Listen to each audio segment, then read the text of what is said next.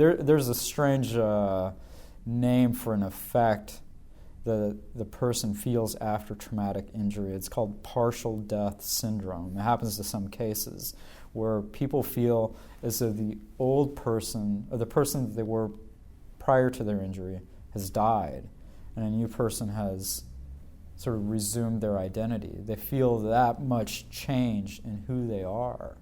And so this feeling, I think, occurs on a spectrum. Some people may feel just a little bit different.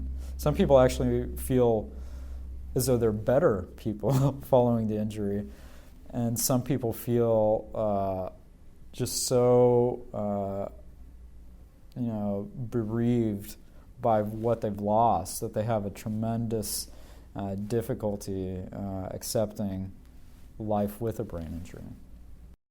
I call brain injury the most spiritual injury because it's the one kind of injury that forces a person to ask who they really are.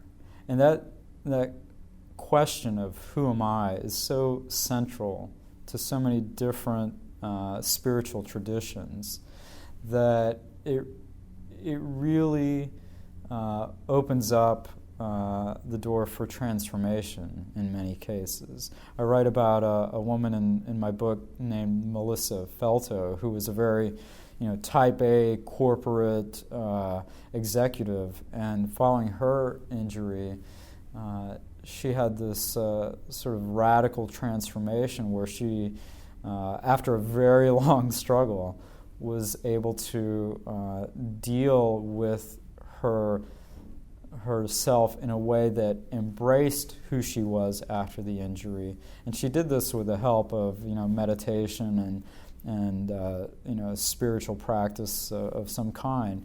But it was that element of questioning who she was and embracing that really led her to a type of recovery that I think is very special. And I've heard a lot of other survivors echo a similar thing.